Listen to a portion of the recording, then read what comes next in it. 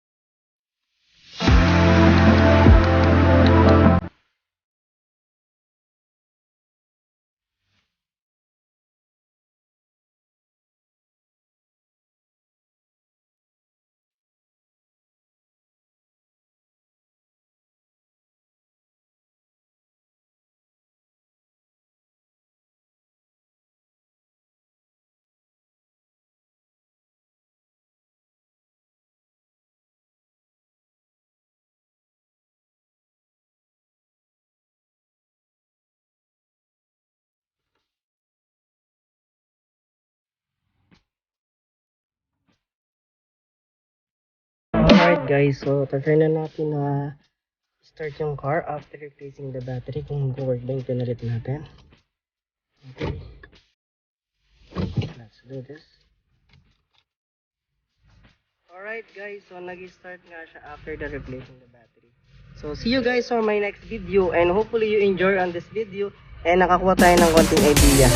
Thank you so much guys for watching and see you there on my next video.